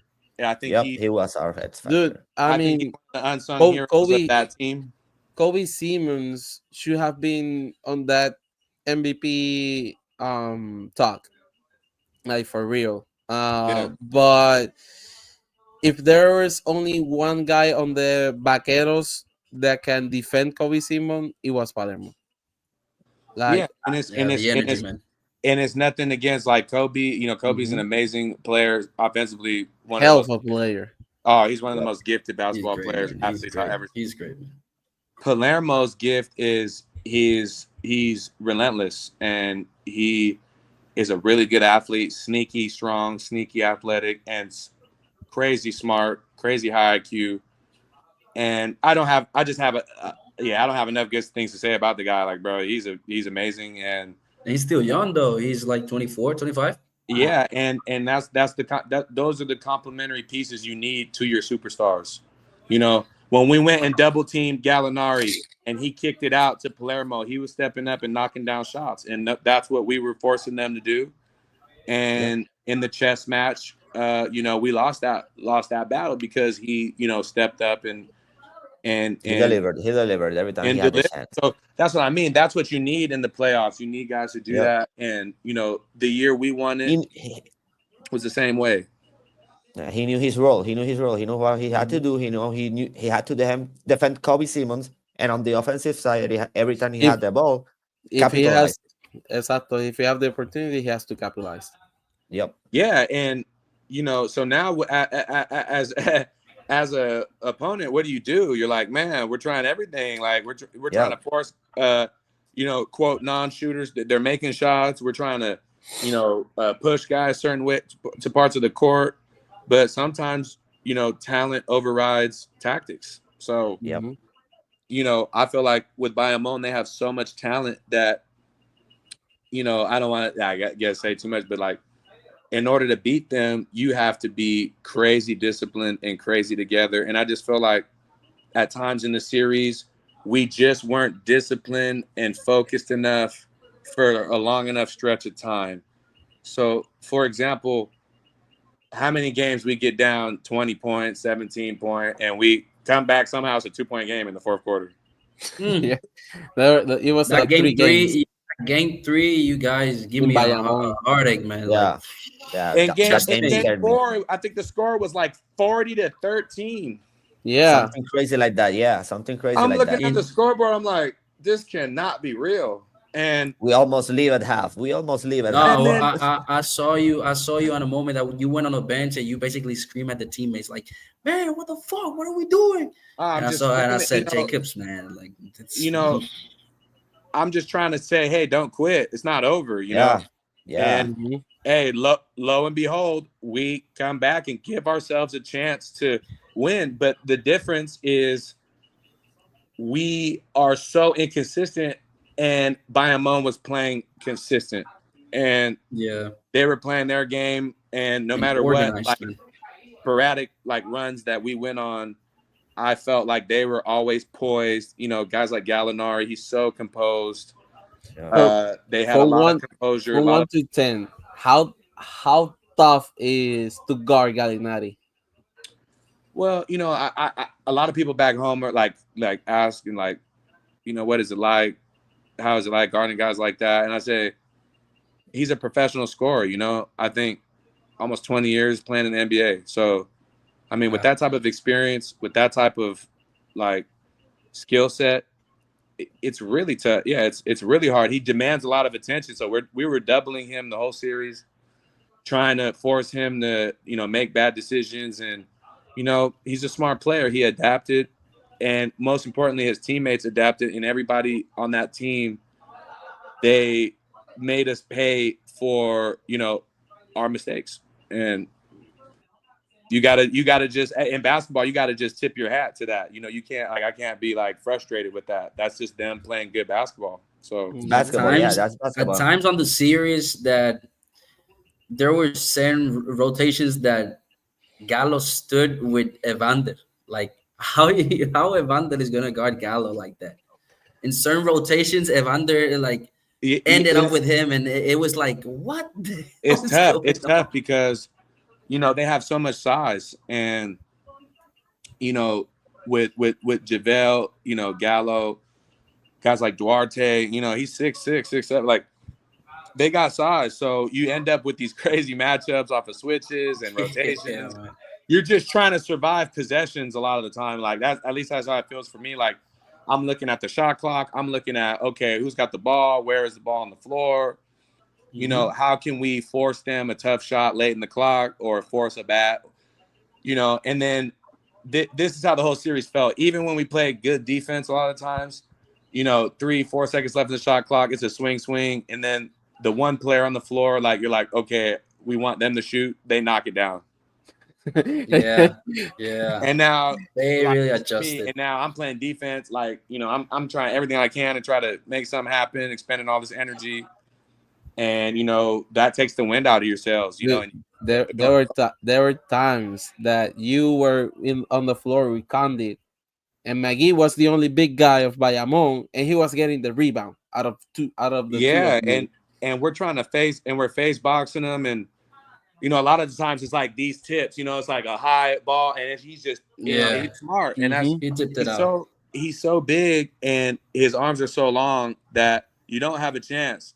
Like if it's a jump ball, so to speak, at least for me, he's gonna. So I'm trying to box him, and he's tipping it out to his teammates, and you know, those are the winning plays of the game, and that's. So now it's a scramble situation because it's an offensive rebound, which is something we struggle with in that series. And, you know, you can't give snipers multiple shots. you can't, bro. They're going to shoot your head off. So that's essentially like, you know, what ended up happening.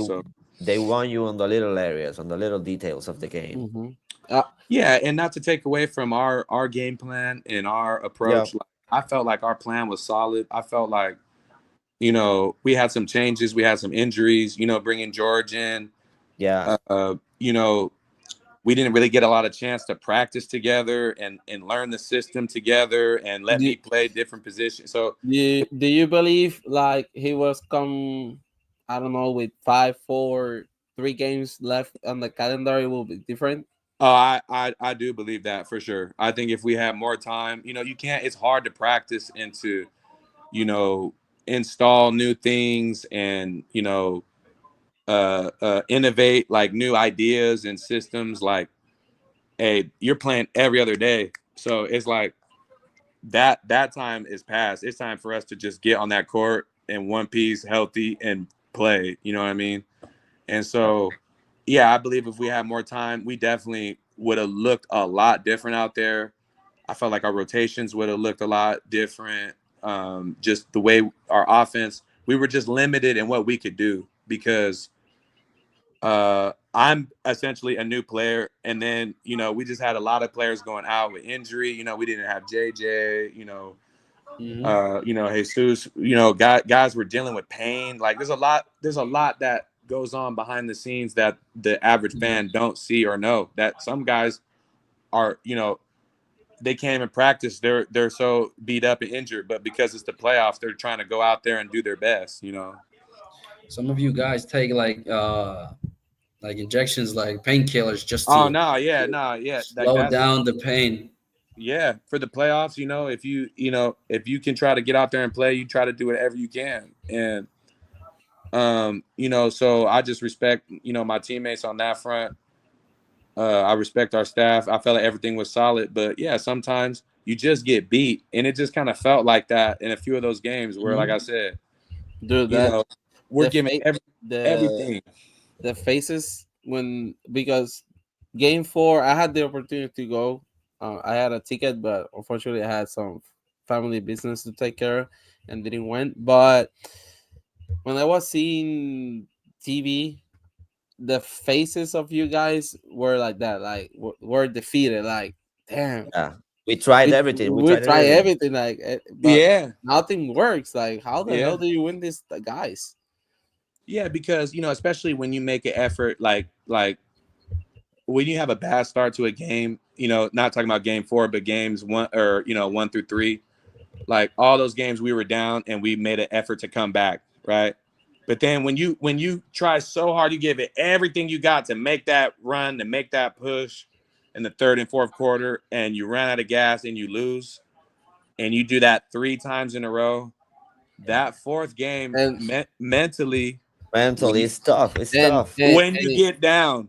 And you guys, it's tough to get up. If you don't start that 4th game on fire and with a lead, mentally, you're almost subconsciously. It's hard. You're almost subconsciously going, here we go again. It's like, do I have the energy? Do we have the energy to fight for another day? Basically. Yeah, and you guys went 8-0 quickly down, then came back, then had a great run, and everything seems like you guys are going up. And then Bayamon wins the quarter by 4, and then the second quarter like by 15, and then the rest is third history. quarter is because Bayamon makes you pay for your mistakes, and we made too many mistakes, like turnovers, like offensive rebounds, like simple things that we didn't execute, and it turns into threes and layups and dunks. Yeah, the details, and you leave somebody open. You leave somebody open, and you dodge a bullet. They miss, like a few times. Like we leave someone like Gallo open, but he misses. But they get the offensive rebound. Now he gets it right back, and it's like you just can't survive those type of plays for too long in a series. So, we weren't able to overcome that. So, basketball is like that. Yeah, and Jacob, how even before the playoffs and all, how do you felt when you saw the roster and you saw Christian on the roster? Yeah, so I mean, kind of like my story. The reunion. Yeah, like my story. Like I didn't even think I was gonna come here this year. So I was injured from Spain. Hey, we're happy to have you back, man. For real, we're happy to have you back. Man, I'm grateful to be back. A lot of people were asking me, like, so I had signed in Bayamon a year prior, before the team has sold and everything basically changed. Mm-hmm. So Nelson was still there. We'll talk about that 2023 year because I want to ask you something about it. But keep it up. Oh yeah, for sure. No, keep that in mind. So, but then obviously they put together a great team. They didn't need me, like they were good. So, but I was injured. But I'm under contract with Bayamon, and so at the deadline, Carolina, Hector, he kept calling me, keep in touch with me, and every other team I told, hey, like I'm injured because I really was injured. I was not in shape. And at the deadline, Hector basically goes, hey, bro, like, come here. Let's see if we can work you into shape. If you're 70%, let's see if we can get you to 80% and go, And I was like, okay, I'll try if you're cool. If you understand like that I'm not just going to show up and be 100% in shape, because I had a back injury. I wasn't able to play or really train. I had just started training like a couple weeks before the call. So this was at the deadline. And so, yeah, basically. That was basically last month. Yeah, bro. And so the trade deadline was June 2nd, right? Yeah, I flew out here on June 8th, and man, I had maybe 2 weeks of training under my belt. So on one hand, I'm really like, of course it's frustrating to lose in losing the playoffs, and you get swept and all these things. But on the other hand, I'm just so grateful to even have made it out here and play. Like when you're not in shape, it's hard to have confidence out there. When you're not 100%, it's hard to feel like I can help this team, and we're trying to make the playoffs. So it's not like we're not playing for anything. Like I need to produce. Like I need to maintain on the top 4 of the section. Yeah, it's like, man, I got to give this team something. Like they didn't bring me out here for nothing, but at the same time, deep down, I know, like, man, I'm not in the best shape. Like I'm not at 100% strength. And so it was a gamble for me and for the club. Yeah. So, I'm just appreciative to Carlos and Hector that they gave me the opportunity, because every other team was just like, all right, bro, he's saying he's not in shape.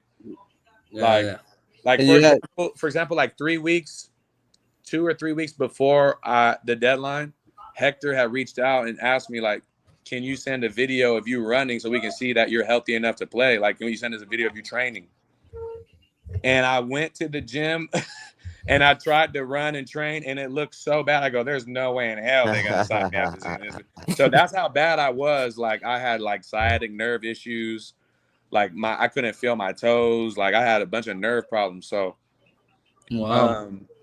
you know, it was like rebuilding that strength. And I'm like, man, to go in and play in a league like Puerto Rico, you playing every other day. Like, I'm just blessed and grateful that, and it's really physical to play. and Yeah, it's so playing physical, physical it's so ball. physically demanding. Like, I'm just grateful to God, man, that it worked out at all. So it's hard when, you know, you're called to do a job and you want it so bad. I wanted it so bad for my teammates, for the club, for the organization, but at the same time, you know, you only have so much capacity because you just got back to hooping, you know. So Sorry that if you see me looking at the door or something, it's just a party house. I mean a house party. Easy. oh, This you're dude good. is no I got vacation. I got two friends that are getting married, so that we're like celebrating. Oh, right on, man. Way, you know.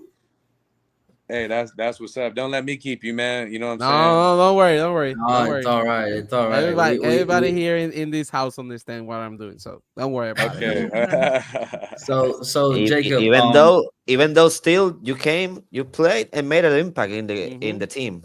Yeah. Still not being at I remember the 100%. first game. I remember the first game that Carola took shots of you on Manatee. I went like, nah, this cannot be real. Dude's playing for Carola now. Nah, It's it was pain on my surreal. chest. Like, you know, but you know, like getting back to your original question, like, you know, seeing and seeing that Doolittle was here was obviously a big reason why. Yep. You know, because I thought about it like he's getting reunited with Du. Like these two guys know each other from do you past talk years. before You coming got a here? good connection. yeah, well, we actually spoke when all of the drama was going down about the arena and how they didn't have a place to Once. practice. And Because early on, you know, and that's the thing, it's Doolittle already was announced before the season, right?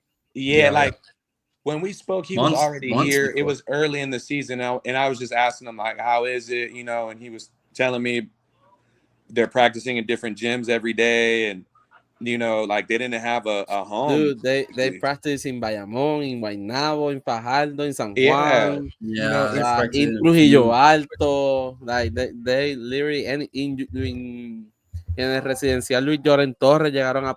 They went to practice one day. it's crazy. Nah, too much. It's crazy. It's too much. Really, And so, you know, been and this this is after year. winning a championship. After winning a championship, bro, you won a championship, and now you don't even have a home. So I just I mean, respect, like, that's I respect the staff and the players here a lot, and it because you don't nobody deserves that, you know, to No man, no man. you know, as a professional organization, like to have to go through that, to have to makeshift, like, bro, they built a weight room in the locker room, they built basically a clubhouse, like from nothing. They built that whole gym from nothing in record time. So I really respect, and still made the playoffs.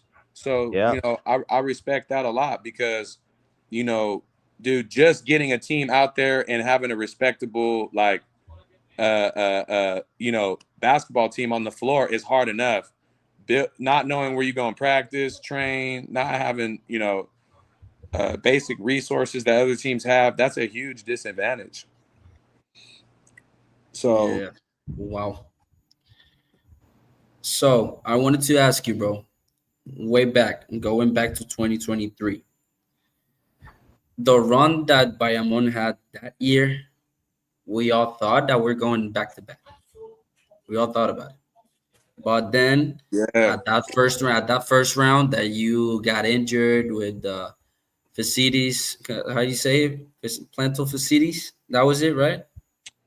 yeah. So You had injured I your tore my foot. calf. I tore there's a muscle in your calf called plantaris.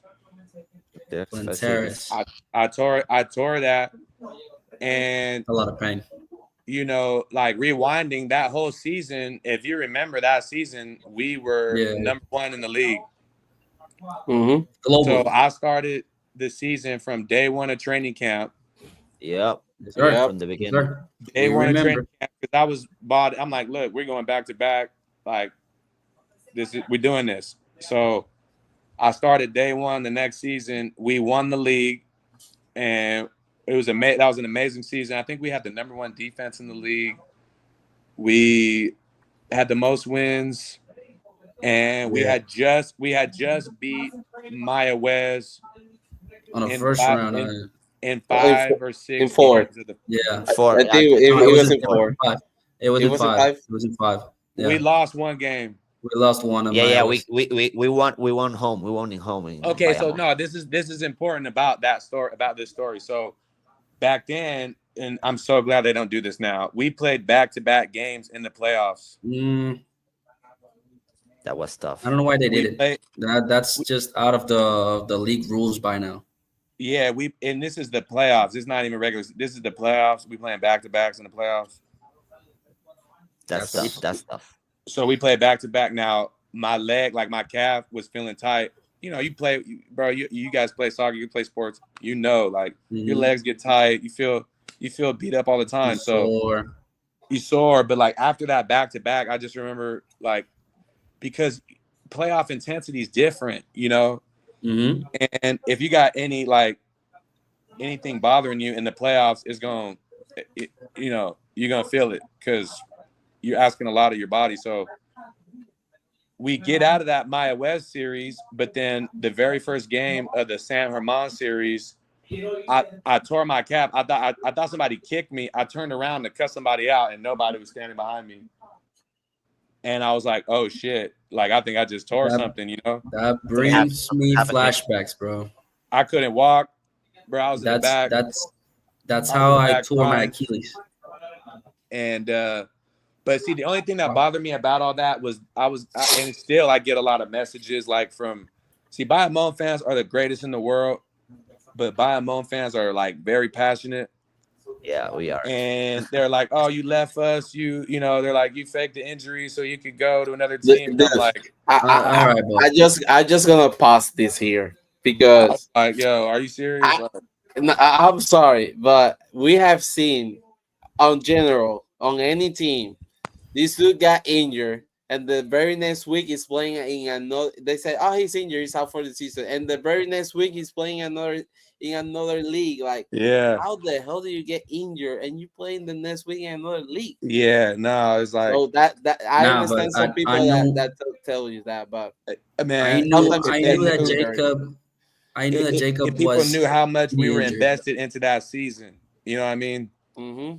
That season was amazing, and not to take away from like obviously I have relationships with everybody in Carolina now, and hearing their perspective of it is interesting too. Like I do believe if I don't get hurt, that series is a lot closer. I'm not gonna say we were gonna win or lose, but the chemistry was totally different. The chemistry that our core group had, was amazing. With you on the court, it would have been different. Ismael who had more freedom that he had on that season. Yeah, like I felt like on that team I was like kind of a connector, like a glue guy that kind of bridged a lot of different gaps. And also Angel got hurt too in the series. And Angel getting hurt, but hey, that's the playoffs, right? Like, and yeah, I mean, but it hurts because like that season,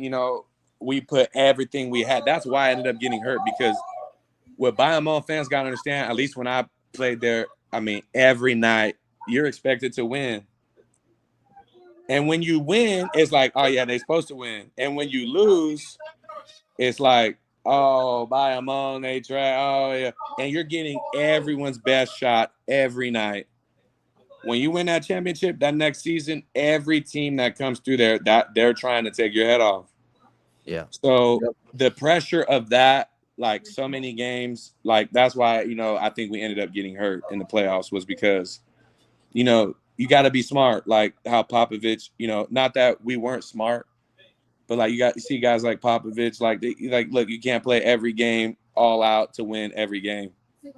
In the regular season, especially like the last few games of the season, you got to try to rest, because I mean, back then we were playing back-to-back games in the playoffs. Mm-hmm. Like, the playoffs. And on the regular season, sometimes you play back-to-back.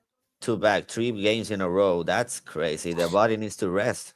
Mm-hmm. Nah, you need rest, because like if the fans in the league and the watchers want to have a good game, like the players got to have energy and be healthy. Like you can't be Yeah. Who wants to watch a bunch of dudes exhausted, tired from the night before? I Like, think this season without the back-to-back was the best decision they did because yeah, and it's the best decision for you guys. But I mean, sometimes it was really weird because there was 1 week that you played 3 games, then 1 week that you play 1 game, and then the next week you play 2.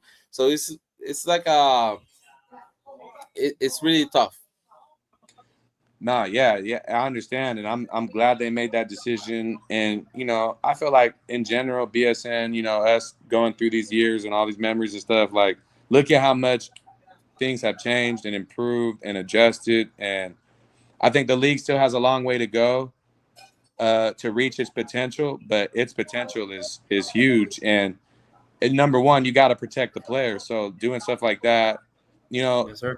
think about investing your whole season only to like everybody get hurt at the end because it was just too much. Mm-hmm.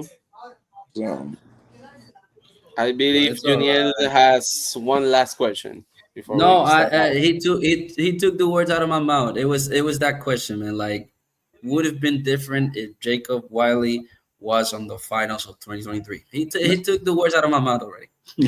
look, man, like yeah, I would like to believe that as well. But if there's one last thing I'll say is like for real, like I think the league or somebody needs to tell the story, interview the players. I know you guys are Bayamon fans, that's why I'm speaking like this. But interview these guys. Someone needs to sit these dudes down, talk about those years because those were unbelievably successful years. Winning like the bubble championship, That's what I winning the was league. going to say. Almost 20 4 championships, 2020, 2022, and almost 2023.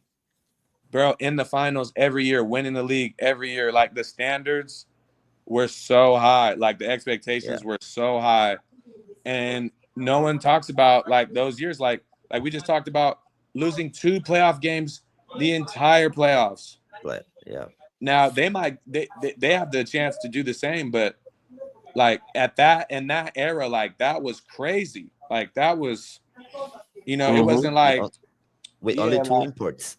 Yeah, we had 2 imports, and it was a team. It was because it was a team effort. It wasn't like we had all this superstardom. So Yep.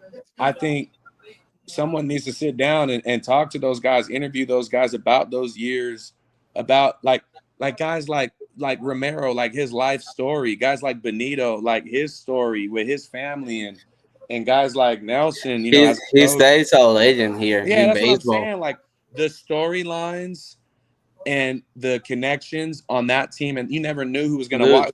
You never knew who was going to be in the locker room that day. Yachty as the owner, like that was a special time that I think, like, not for me. I want those guys to get the recognition. Guys like Mojica. Mojica is like our LeBron James. Nah, for real. Like they need to sit guys like him down, interview, and talk about that run, what it was like. Our team, we had more fans in the gym, like we said, than the other. Like they need to show all that, like show how that I believe those years really helped build up the league and those years helped build up the league for sure and built Bayamon into what it is now, which is you got people like LeBron James coming to the games. Literally. So the other day was like Colin Sexton on a game. Colin Sexton, yeah. Yeah, I mean they want to come in and see what's going on, and they're interested by it, and that shows the growth, and you see the players that are coming out here, and so that's just my opinion. Maybe I'm biased. Maggie before coming here, he talked to Cousin. Yeah. So and obviously to Farid and Hassan Whiteside. He did a research by himself how the league worked and how the culture was. And now you see him how committed he is. Like he went with the fans to celebrate. Like that's crazy, bro. Who the hell does that? Yeah, I mean, it just shows the impact that you know, that the fans, the supporters, the city has on a team. And, you know, when you get that connection, you know, special things happen. And, but see, like, you guys understand that, the whole city understands that. But yeah, you know, look, for me, I just think they need to tell the story of those years, because I really believe that those years helped build up the league. We'll bring out those guys to Banquillo Hablador soon. I'm telling you, somebody, hey, if anybody Hopefully. watching, somebody get on that, make a documentary or a web series or something, interview these guys, because man, I'm telling you, you know, the vibe around those teams in those years was different, bro. Yeah, I think so too. It felt great at those times. 2022, 2023, It was special. It was very special. Nah, vibe. Because you had guys that had been playing together for years. That's the difference. It was guys that had known each other for years, like guys like Romero, like that, you know, they remember him coming over to the island for the first time to play basketball, you know? Yeah. And he played college here. Yes, bro. Like, so these guys came up together is what I'm trying to say. So when I joined the team, I just saw the camaraderie. I saw the family, like, vibe, and I saw the hunger, and I was like, it forced me to be better. You adapted pretty quick. Yeah, I had to fall in line, you know, because it was like, yo, we're winning around here. Like, you know what I mean? Like, you gotta step up. Yeah. You didn't know at the time that team had 15 titles. Oh, that's what I'm saying. I knew what time it was. I knew what time it was when I came there. I knew what time it was. So, like you said, guys like JaVale, you was on it. You know, guys like JaVale, Gallo, these guys coming in, they taking it serious because they know what the expectations are. It's clear. It's known. You know what I'm saying? Championship or nothing. Championship or nothing. Bro, we don't care who you are. You better come here and win a damn championship. Yeah, that's the vibe out here. That's the vibe out here. That's the vibe. That's the expectations. You know, that's the only way you can get. Everyone should have those expectations, or else you shouldn't be playing. You shouldn't be competing. I agree. Yes, sir. Totally agree, man. Totally agree. So, Jonah. Well, Jacob, from the Banquillo Hablador to you, thank you for your last 2 hours. For your time, man. For real. We took away from you. The doors are always open here. So in the future time, I don't know what are your next plans or anything, but if you're talking NBA, if you want to talk NBA, you want to talk your experience or hey man, if y'all want me to be a regular on the show, man, I'll come on the show. Just call us, man. Just call us. Yes, sir. You know, if y'all want to do like Wiley Wednesday or something, I'll jump on. This is nice, man. This is nice. The doors is always open. Wiley Wednesdays. Yeah, we could talk whatever you want. BSN, NBA, whatever, bro. I'm tapped in. Definitely. Now appreciate you. Now that we are getting days off, because basically I know that BSN is televising the playoffs, so it's gonna be one game here in the Metro, one game on the island. So basically we will have one day to record. So Julie, I will be texting you. So if you want to come and talk BSN on the playoffs, you're welcome more. Facts. Hey, and just thank you guys for your patience and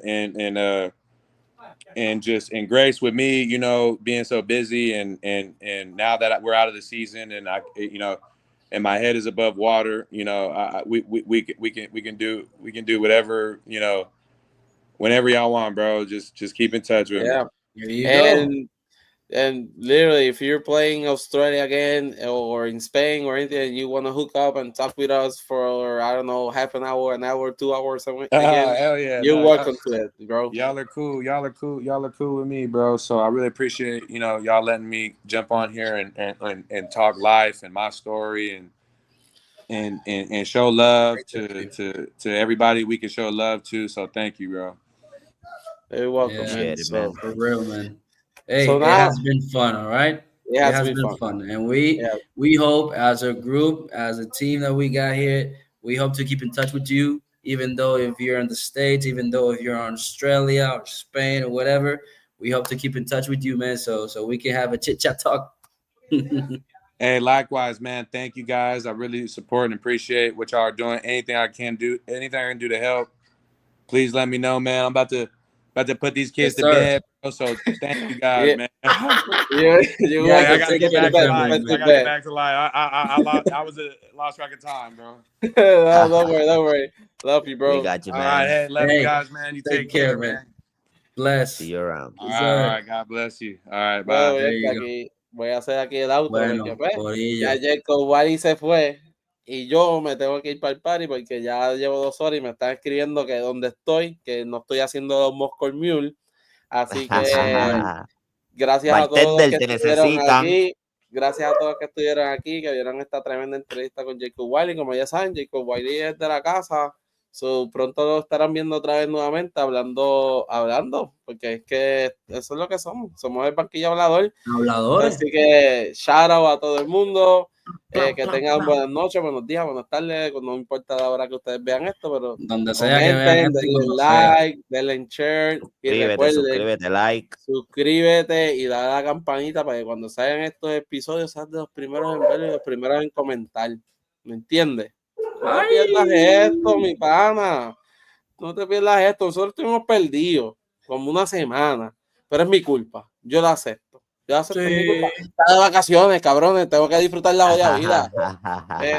Pero nada, gente. En otras Así noticias, que- y antes de irnos, Ponce va ganando por 15. ¡Ay! El juego en quebradilla. ¡Ay, robo! Se ¡Uy! empata la cosa, Oye, papá. pero para que ustedes vean que aquí no somos habladores, yo dije que el juego 5 se lo robaba a Ponce. Yo lo dije aquí. 5. Porque aquí es que se el habla, aquí es que se juego habla. se lo iba a llevar Ponce. Así que, mi gente, nos vemos en el próximo video.